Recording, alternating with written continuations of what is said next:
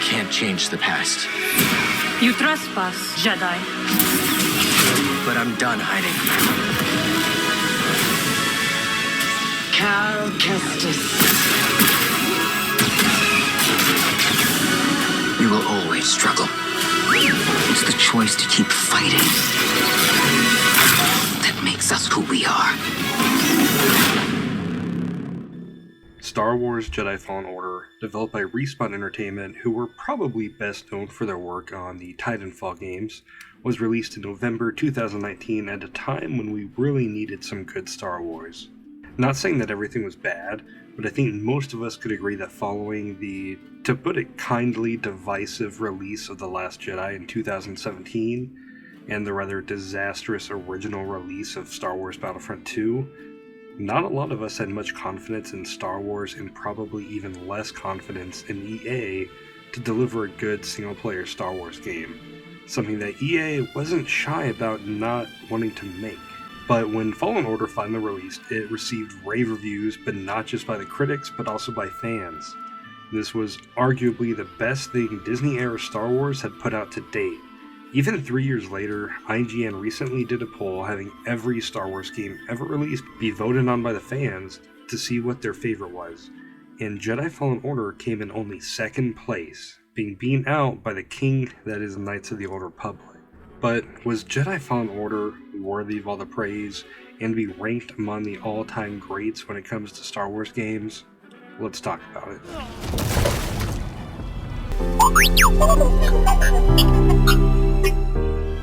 Oh, this is it. At least we have the high ground. Set 5 years after the events of Revenge of the Sith, our story follows Cal Kestis, who is trying to lay low on Bracca, a planet where they do a lot of scrapping. One thing I immediately appreciated about this game is that it didn't pretend like the prequels didn't exist. Up until recently, I really felt like Disney was doing everything they could to avoid them, and I hated that so much. But right from the beginning of the game, we're seeing Republic ships and a pile of old battle droids. This game was definitely winning me over. General Giada, our forces have inflicted heavy damage to the Separatist dreadnought. Unfortunately, the same is true for our vessel. I'm sure that you all know the gist of what happens next. Cal gets caught using his abilities, and then that brings the Inquisitors to Bracca, searching for a Jedi. We seek a dangerous fugitive. This is no common anarchist, but a devotee of the treasonous Jedi Order.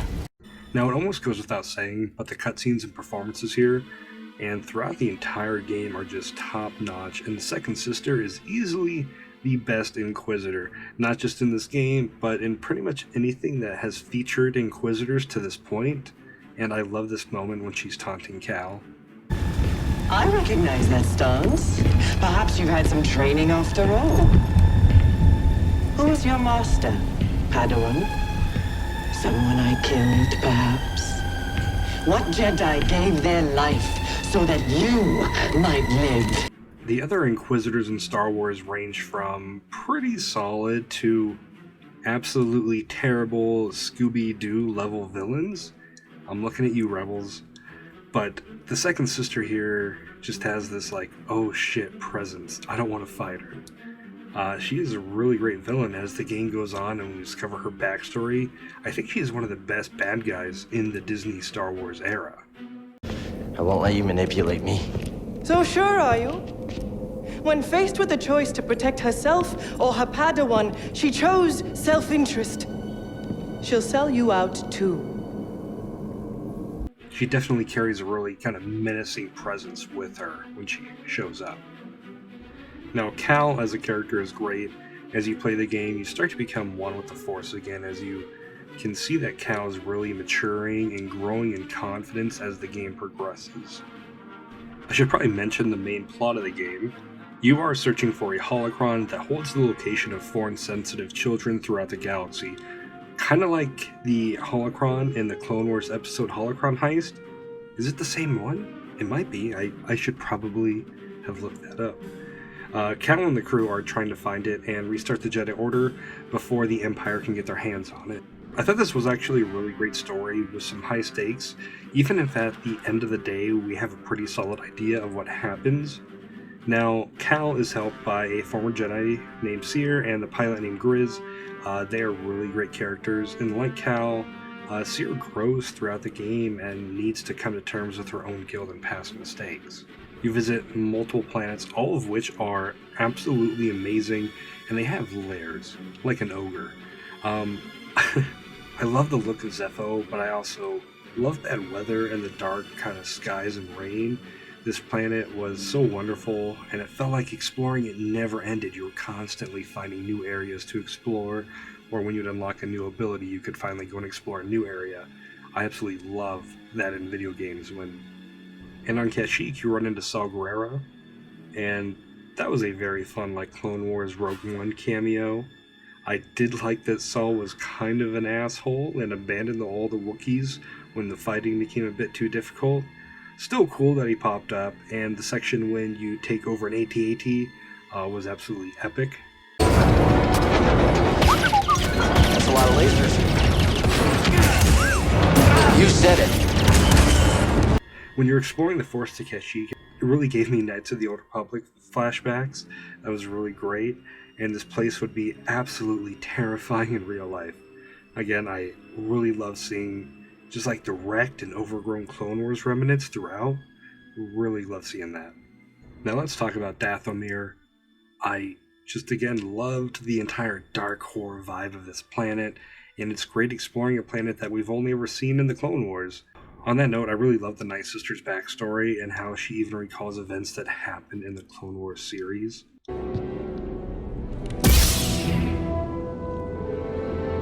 I was only a child when they attacked.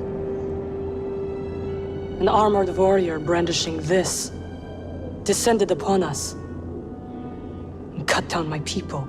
She's also just a really great character, and I enjoyed when she joined the crew. Really hope that she's in the sequel, but anyway, we also meet this guy. I study many things. But yes, that Night Sister. Oh. Malicos was a former Jedi, and he fled to Dathomir after Order 66, and while he was there, he actually turned to the dark side, took control of the Night Brothers, and he was pretty interesting. Definitely a nice change of pace from the Inquisitors. I did love the scene when Merrick confronts him about how he lied, and then you team up with Thur to take him down.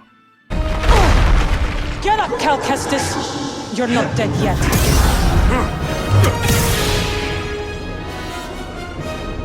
And the cutscenes, they're so good. You visit a couple other planets, but I don't want to repeat myself. I thought they were all really great to explore. And when you find items you can sense with the Force, you get a piece of the history from the item. How do you learn so much about these places you explore?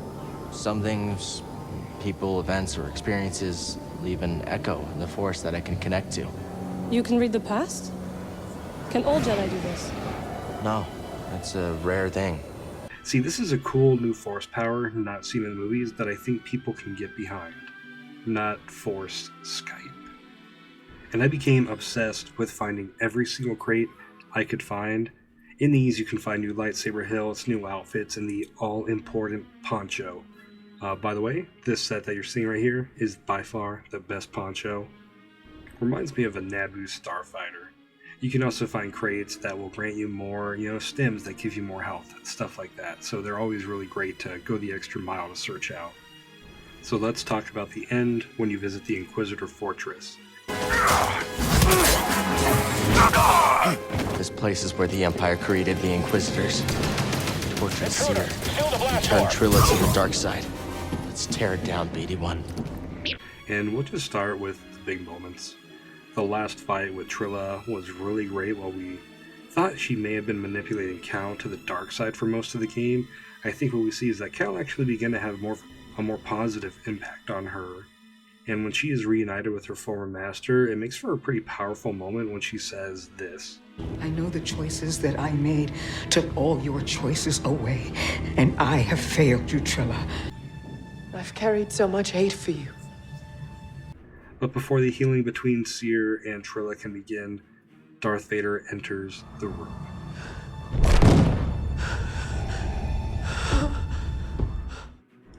Now, I have had worries about them using Darth Vader too much, because when he comes across our heroes, they're almost always going to survive, we've seen in Rebels, Vader Immortal, and probably Kenobi, that these people keep getting away from Vader. He's supposed to be this unstoppable monster, but they keep stopping him or getting away. But here, I think they make it clear that if it wasn't for the rushing water, there ain't no way they're surviving that situation. But to start ending my ramblings on the story, I think it's really great. Easily one of the Disney era's best stories and characters. Cal and the crew of the Mantis, I think, really do deserve their spot on Star Wars gaming royalties list. You know, it's easily one of the best. I can't think of anything story-wise that I had an issue with, other than the actual biggest, baddest final boss in video games, and that is Octobogdo. He's the most terrible and sinister, evil Star Wars character in the universe. I almost forgot to mention the Order 66 sequence. Man, this had me in tears when I first played it. I'm a huge fan of the Clone Wars, and when you're running around as Cal talking to all the clones, it was just so great, and is unfortunately probably the closest we will ever get to another game set in the Clone Wars. And I really liked when you were doing the training, that there was like this fake out where a clone trooper starts popping shots at you, and you're just like, oh, it's just part of the training. Order 66 didn't start yet. But then, oh boy, Order 66 does kick off, and oh man, it's just heartbreaking. Asher, are you okay? Something is. No! Also, I really like the parallels between Cal and Marin. They both kind of lost everyone and everything that they knew to the war and its aftermath, and I think this line kind of summed it up perfectly. Night Sisters and Jedi do not travel together, but survivors. We adapt.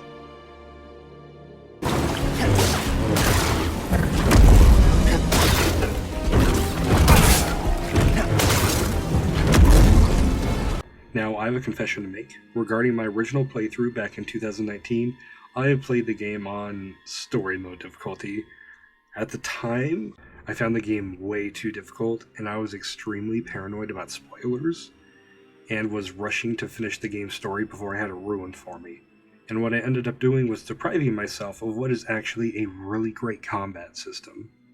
I bumped the difficulty up this time around, and I had so much more fun, and I feel like as a player I kind of mirrored Cal's own journey with kind of healing his connection to the Force and gathering confidence, because I sucked at the beginning of the game, but as I kept playing I got better and better, and I gained so much more confidence in myself in playing the game. It was really great. I was very proud of myself towards the end of the game with how well I felt like I was playing. And learning all the new moves and the Force abilities and using them in combat felt so satisfying, and the exploration on each planet again was amazing. Kind of reminded me of how like a Resident Evil game or an Arkham game, with how you unlock new areas as you progress through the story. I know that's called a Metroidvania style game. I don't know why I just didn't say that. But I always loved returning to an old area with new abilities so you could finally unlock a path that I couldn't access before. And I had so much fun playing this game again. I was just hooked. Couldn't put it down. I kept playing until my controller died multiple times, and, side note, the PS5 controller doesn't have great battery life, but I still almost never game for more than an hour or two at a time nowadays, but I spent the entire weekend playing this game, loving every second, only stopping to let my controller charge. And the combat is just so satisfying, and the duels actually feel like a real duel, and it felt so badass during these fights. And they're actually really challenging sometimes, and that was great. And I really hope that the sequel takes a lot of the same gameplay structure as this game, but I'm not sure how that would make sense, because it wouldn't make sense story-wise for Cal to have to relearn any Force abilities, so I'm curious about how they're going to approach that in the sequel. I like that they went the route of not having big giant open worlds, but instead of having more kind of smaller, tightly woven kind of open worlds that it just flowed so much better, I felt. Kind of like, in like Resident Evil 2 with the RPD, similar to that. The layout of the levels was so good. And this game did actually get some post-launch support. They added a wave mode that was a fun add-on that thankfully was released at no extra charge. It's just sort of a normal wave mode, bunch of different planets from the game, where you fight off different waves of enemies. It's definitely an appreciated addition, and it's a lot of fun, unless you suck like I do. Mari, are you there? I'm almost to the Shadowlands, at the wreck of a walker. Not much to say. As you can see from the footage, I mean, the graphics are spectacular. And just so you know, I did play the PS5 version this time around, and that's all the gameplay that you're seeing. Last year, they awesomely went back and upgraded the game for next-gen, or, well, current-gen consoles. And that's just so awesome that they did that, and the game looks fantastic, runs at a steady 60 FPS about 95% of the time. I did run into a few times where the frames would take a noticeable dip for a few seconds, but it always smoothed out very quickly. I'll get you! He's killing us! The music for this game is great, and while the most memorable moments from the game do use music from Revenge of the Sith, but let's be honest, no Order 66 scene would be complete without that music. And the sound is fantastic. All the blasters and lightsaber sounds, they're all great. They all sound wonderful. And the environmental sound effects were also really great, like being in the jungles and forests of Kashyyyk sounded like you were definitely in a jungle surrounded by thousands of things that wanted to kill and eat you.